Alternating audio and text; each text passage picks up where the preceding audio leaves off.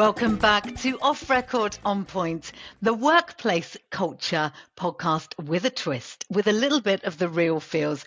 And it's my pleasure to be one of the co-hosts of this podcast. I'm Julia Linehan, CEO and founder of The Digital Voice. And I'm Kasey Long. As always, we're touching on some under-discussed and sensitive topics in this show. So check out the description for resources you might want to read as you're listening along. On today's episode, we're joined by the wonderful Simon Reed, CRO at Multilocal.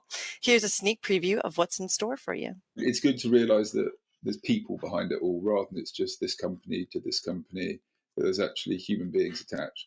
And that's what helps build trust and helps build longer, more strategic partnerships. We've covered off some of the obvious qualities that you would want in a salesperson. You want someone that's a little bit out there, that can connect with people, that people want to work with and are enjoyable to be around.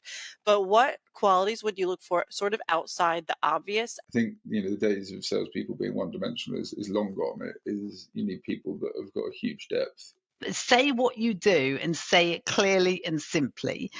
Don't tell me what my problem is. Say that there is a problem in, say, the industry, and that you are able to have found experience and success in solving that. Tick, tick, tick. In economic downturns, expecting significant growth is a lot harder to achieve. Is there anything you can give away without giving away everything of why your sales team works? What is it? There's this kind of belief that sales is some sort of rocket science. It really isn't. It's just do it really, really, really, really well. Don't tell everybody that.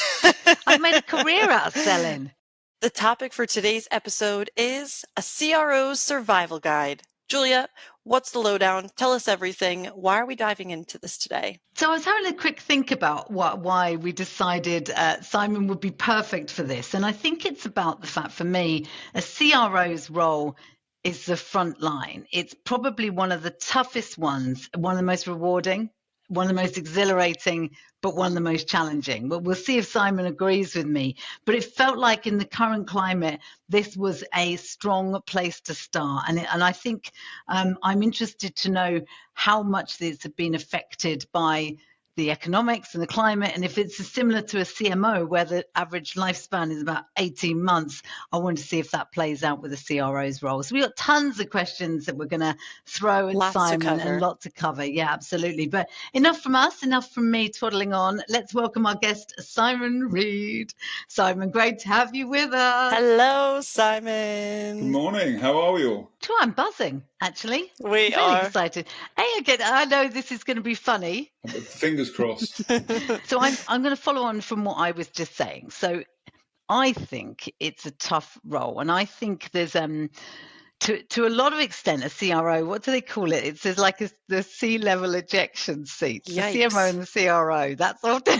I've never heard that before. That's scary. Not to scare the bejesus out of you, but it's either a pattern of firing or quitting within 18 months. And I wondered what you thought about that, and how you remain a CRO for the long term. Well, I've been enrolled for about 8 months, so I'm 10 months. I'm kind of hoping that I'm not in an ejection seat. Fingers crossed. Fingers crossed. I mean, it can be a challenging role, but it's also, I think you touched on it in your introduction, it is an incredibly rewarding role. I mean, the job is very clearly defined by measurement. You have to deliver revenue and profitable revenue, and there's clearly a target on your and your team's heads. So basically, to be successful, you need to overachieve that, amongst lots of other things. But that's part of why it's an exciting role, is because you've got those targets, you've got to achieve them. Is it harder now than, say, I don't know, God, what we've been through? You've been through it really in the last few years. Is it tough now? No, it is harder because there's less money in market, and everyone is fighting harder, for that revenue. But if you've got a good team that's motivated, if you've got a good product that you're taking out that actually helps customers and clients solve their business challenges and needs, there's a place for you. You just have to run at the wall harder, but it also makes it more pleasurable when you win. And if you put all the time in now, cycles happen, right? So it will get to the point where the good times come again. And then you're in a better place because you've made all that effort, you've put all that time and energy in, and then you'll yield those results later. But I mean, Multilocal is quite unusual. We're one of the few people that seem to be having quite a lot of success at the moment. I mean, we are significantly up year on year, about 55%, which is fairly major. But again, that's largely to do. We're solving problems for our clients and our agencies. So if you've got something good that's needed and works, then it will be okay. But it is there's a bit more treacle. Simon, you mentioned there you've given away a little bit of your secret sauce that the team run at a wall, but it's also about the fact that Multilocal is actually solving problems and providing solutions, and that's why you're bucking the trend. It's got to be more than that. Is there anything you can give away without giving away everything of why your sales team works? What is it? We spent ages, recruiting people we think are perfect, that have got that energy and enthusiasm and spark, and that's what helps running at the wall. Because at Multilocal, we're a relatively new business to market, we're also quite a new solution and curation. So you need to have a sales team with a real energy. So it feels like all the technical stuff that you guys work on, when you're in those sales roles, when you're in a CRO role like yourself, sales, overseeing sales teams, is it still that, be kind, be human, and leading empathetically? Would you say those things have all stayed consistent and still ring true? Yeah, I mean, we certainly want decent people that have intelligence and empathy and a good people to do business with. We certainly want all that. I mean, ultimately, we just need to be better than all of the competition. If you are, more timely, if you are quicker on responses, if you're understanding the problems that clients have better, then you will succeed better. I mean, there's this kind of belief that sales is some sort of rocket science. It really isn't. It's just do it really, really, really, really well. Don't tell everybody that. I've made a career out of selling. Do your job really well, and if you've got a decent product and offering and proposition, then there is no reason why you can't survive, can't buck trends. I mean, it is challenging out there, right? You see a lot of big companies, and some of their reports, the financial reports, have not been great. Don't want to call them out specifically here, but you have to start questioning: are you approaching things correctly? The joy of our company is we're still relatively small. It's about 150 people globally. We can be nimble, so we can move and adjust quickly, and we're not sort of stuck in a way of doing things. Obviously there's all the rigor on numbers and forecasting and all that sort of stuff that you would expect of a sophisticated sales operation, but it's people-led, 100%, people by people. I would call Multilocal and others that are doing well. You're doing well because you're not beholden to the suits. You're not beholden to the numbers or those that have decided to go on an IPO. Again, naming no names, aren't exactly having a good time of it. And I think there's a lot of people. There is this feeling within companies that you've got the elixir is this IPO, and I disagree. As somebody who's a independent, I see their value in that I know James, you, Robin, Dan, you get to make the rules. That's got to play a part. There is a luxury that you have by having no PE and VC money in the business, where you can make decisions that you think are right for the long term of the business. That's 100%. The other point I would kind of add in is there's a lot of the CRO needs to be setting the expectations of the business. There's a lot of companies out there, certainly multi-market ones potentially led from the US, where the expectations aren't right and realistic, which then creates a whole host of problems as they cascade down, and targets are being missed. You need to be growing, and you need to be growing as much as possible, but you have to have an element of realism about what you're asking people to achieve. In economic downturns, expecting significant growth is a lot harder to achieve. I think that's what makes it really interesting, that I think the salespeople are the unsung heroes. Now, salespeople, I'm going to offend so many people here, we're on a par with recruitment consultants and estate agents as well. The pecking order of going, yeah. Whereas I've been a salesperson since, as I say, coming into my 30th year. I wanted it. I wanted to work in media sales. I actually love it. And in the quick fire round, just to give you a heads up, Simon, you're going to experience the exact interview questions I was asked 30 years ago. But I loved it. I couldn't get why other people weren't chomping at the bit to get into sales. But it's not perceived as an industry you want to go really proudly declaring I'm a salesperson. I say bullshit to that because I think it's really exciting. What I think needs is the training. It's training. It's that find out, show how. It's understanding that you need to ask the questions and then you need to show why you can solve a problem. That's my way of doing it. What's yours? I think it depends on what you're selling. If you're selling something that solves problems and makes people's lives better and easier, gives them better performance, helps their businesses grow, that's not a bad job to be in. If you're selling something you don't believe in, then it falls onto the lower end that you describe with, those other professions that can be, and there's good and bad in every profession. Yeah, lovely professions, all respect. To be fair, I'm going to get absolutely crucified by Ed Steer. Steer is a good friend of mine. But I think if you're selling something that you believe in and you think is adding value and something that's going to make things better, that's not a bad job to be in. And it's there's an education piece, there's a relationship piece, there's a solving problem piece, and that's kind of how I see sales. You're segueing into a question that I would actually like to put to both of you guys unintentionally.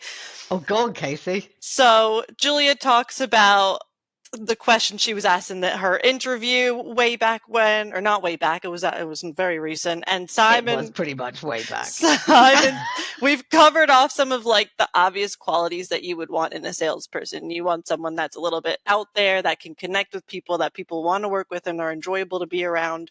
But what qualities would you look for sort of outside the obvious? And currently, apart from all the fun questions that we're going to hear later, what do you think the process of finding them is, and what really contributes to their success being on a wonderful team like Multilocal or anywhere? Oh, good question. So they've got the energy, they've got the personality. It's useful if they have a network that they've worked previous places before, so they can tap into that relatively quickly. Numerate, and an ability to kind of tell a story and an ability to problem solve.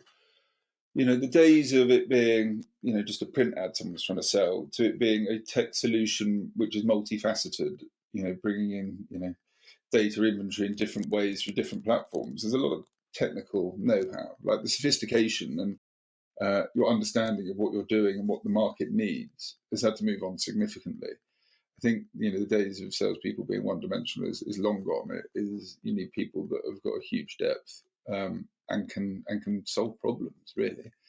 But really, we've always kind of at the same time we've always been solving problems in another way.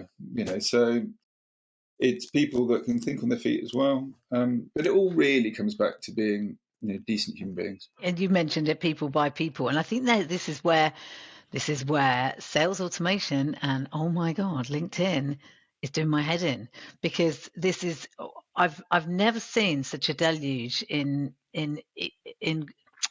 inbox spam, but done so badly. You don't know me, so don't be over familiar. You've got it wrong. You haven't researched my company. You're clearly it's spam. You're also immediately going for the, can we jump on a call? Can we have a video call? Please don't do that. You have to sell something to me first. You have to at least put what you're talking about. So my inbox and my LinkedIn is just becoming, is inundated, and I think everybody is feeling that. And we go about the bad reputation of salespeople. Well, this is what's doing it in injustice, and it's really, I think it's giving a bad name to sales automation because that has its place in it. I'm wondering what you've seen, Simon. Are you feeling it? So I think the first thing is I think LinkedIn as a platform is phenomenal. Yeah, I'm incredibly like, so that first thing is they're amazing at that.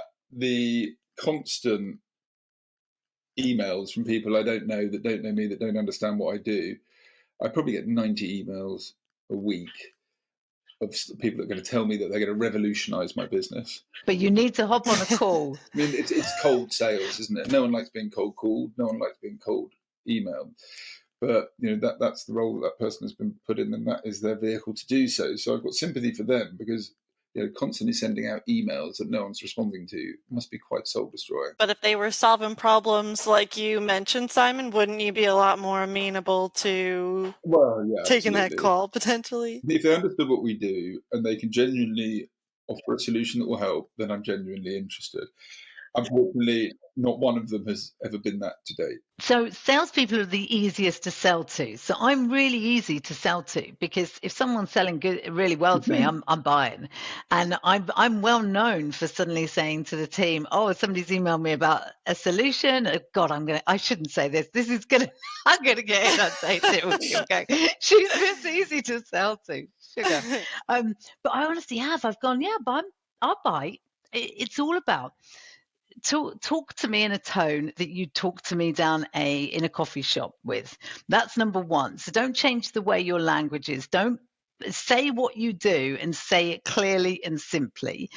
Don't tell me what my problem is. Say that there is a problem in, say, the industry, and that you are able to have found experience and success in solving that. Tick, tick, tick. There's all those things. And it's saying, and don't ask for my time immediately. Don't ask for a video call. Say that you're willing to just really give a wrap up of why you think you've identified me as and the digital voice as something that this could work for. You see what I mean? It's just that politely, succinctly, the KISS factor of keep it short and simple. Yes, please, I'm buying. I would agree with the end part of what you said. The first part, I don't think salespeople are easy to sell to at all. I think Really? you're an exception. Did you say I'm exceptional or just an That's exception? what I heard. I don't know whether I'm hearing wrong. You're a wonderful anomaly. I mean, I spent before my long sales career, I had a long career in agencies, so actually understanding what they need, like from the coalface, really helps in terms of how you position things. So we're gonna disagree, right? I've always said you're either on the buy side or the sell side, and you never move sides. And I worked on an agency for 7 weeks. I was terrible at it because I didn't get it. I was telling the clients they were wrong, and I was I was way too in your face with it. And it was supposed to be this gentle approach, and as you know, gentle and quiet. Not working. Don't work for me. I was awful, and I went skipping back to my side, the sell side, and I've never known somebody do buy and sell. Are you that? Are you the exception, and how are you the exception to that? Am I an exception? No, I think a number of people, certainly in the. I think it depends how far you rewind back. So if you go back to 20 years, it was pretty uncommon, but certainly in the past 10 years, you've seen a lot more agency people migrate over to a media side. I think there are, I can think of 20 offhand of senior people in sales organizations that have come from an agency background. And it's good to have an understanding of both sides. And they both have different pluses and minuses. In agencies, you're permanently having like this firefighting every day for a different crisis that's always happening. Yeah. And then at media side, they're kind of bigger problems, but they don't need to be solved that day. You've probably got a couple of weeks to get it right. I think that's interesting. Well, maybe I'll change my perception. I think you maybe hit the nail on the head. You said 20 years ago, and probably this was 20 years ago. I worked on the agency, and I also saw. I don't believe you're that old. So I saw people try, and I had people come when I worked at the Mirror. I had people from agencies coming to me, and they'd been so used to. If you imagine in the 90s and the early noughties, people were wined and dined at agencies, and they were, they basically could. They were really treated very, very well. I think it was a different time. And then they had to come to the hard face, which is sales, where people don't take your calls. And you do have to really work hard. And you're not always treated particularly well. And you haven't got people kissing your ass. It's a completely different approach. I think it's different now. I think agencies have it. It's so hard. It's one of them. I have to all respect people at agencies because it's huge pressure. As you said, you're firefighting all the time. And you're no longer, they don't seem to get all the jollies. They don't even seem I wish more agencies were allowed to go to CAM, were allowed to experience things, all of those things that layered on that I felt made it worth the hard graft that agencies have to go through. Bit of work hard, play hard. I don't disagree with that. I mean, it still does happen, but just not to the extent that it did. No, and lunch is an important tool. It's difficult to trust people until you've broken bread with them. Has always been my thinking, and it's good to realise that there's people behind it all, rather than it's just this company to this company. There's actually human beings attached, and that's what helps build trust and helps build longer, more strategic partnerships. Well, actually, talking about that, because you talk about the human side, one of the other disappointing things I've seen recently has been the hiring and firing. And actually, interestingly enough, when times are tough, people have been laying off two groups. Very bizarrely, those spending the money and those making the money. Now, the spending the money is the marketing team, so I can get that. We've got to tighten our belts, even though that marketing is making the company money and in turn bringing people to the door and noticing them. What I found even weirder is the people making the money are also being culled. Now, I understand people do it to clear out their books to make them look ready for buying, but do you think there's a little bit of element of people have suddenly forgot these are humans behind the hiring and firing? I worry that a lot of companies, say that they are a family and you're really just a number. I mean, that's not how Multilocal is at all. I mean, a lot of it is tidying house. Some of it is about share price. Certainly with some of the bigger players, that have fairly deep pockets, they've also had multiple teams that are double counted on their revenue numbers. So it could be like a client team with an agency team. And unfortunately, when targets aren't being hit, they have to, unfortunately, that puts roles at risk. So there has to be something done, and obviously it's unfair on the person at risk or that is made redundant when they've done nothing but work hard and deliver on what they've been tasked to do. But again, it's balancing the books, you call it. On that, because we know for a fact that Multilocal is not like that. They are one of the loveliest places and have a wonderful team to work with. I think so. It's been a pleasure for us to see the team continue to grow and to continue to be able to work with so many of them that we have from the start. What do you think is the secret for Multilocal and why you guys continuing to, knock on wood anyway, grow and maintain the success? We've got a load of really bright people doing really clever stuff. Everyone's really different. I mean, it's just the people, right? Why is it a special place? It all comes down to people. Everyone's different. Everyone's given enough space to go and excel. To get through the interview process, it's quite difficult to do. And we really spend a lot of time making sure that they bring something different, that they're a genuinely decent human being, and that's who we want to work with. Obviously, present company a bit of an exception, but everyone else there I can absolutely guarantee is you mentioned interview process. So you, I think, would fly at the interview process that you currently do now, but we wanted to test you out with something. This is totally for our pleasure and our listening audience's pleasure. Do I need to be scared about this? Maybe get like a water or something for your nerves. Do I have to answer each question? Or yeah, if you want to join my team. So for everybody listening, back in 1995, when I went for my media sales interviews, and a lot of people there are still people around that were like me. You'd go to the big publishing houses of Centaur, Haymarket, Dennis Publishing. Dennis was where I landed at, and you would get a group interview, and then a second interview would be. Again, inane questions asked. It's all about how quick you could answer some absolute nonsense. So I thought it'd be funny for us, less for you, to answer the 1, 2, 3, 4, 5, 6, 7. Wonderful. Already excited. So I'm really excited and pumped.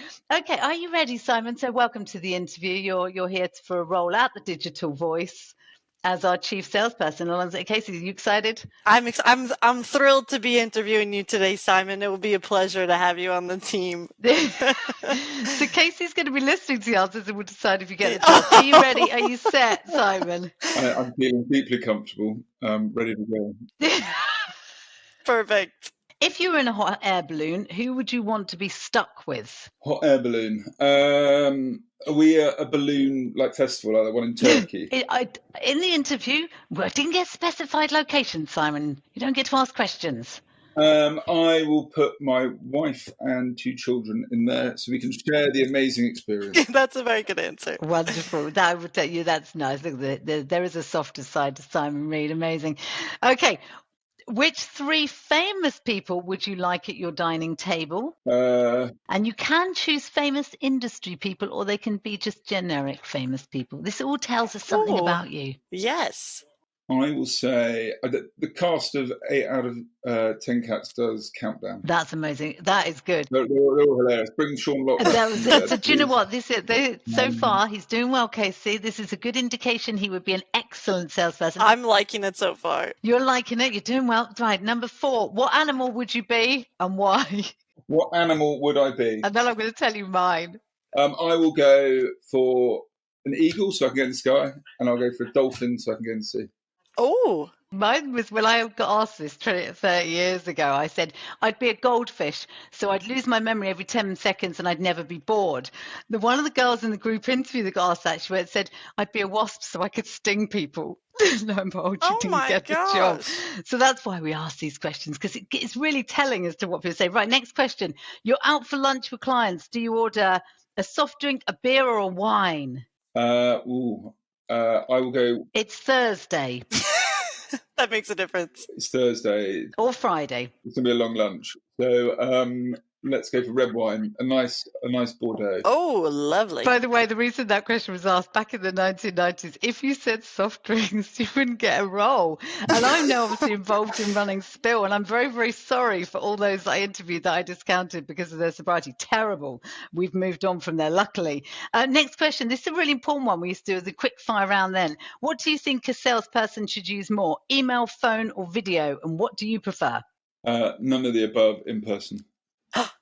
In person. Ooh. Nicely done. He's doing very well. Final one. Love it. This was not a question I got asked. This is just one specially for you. Simon Reed, emojis.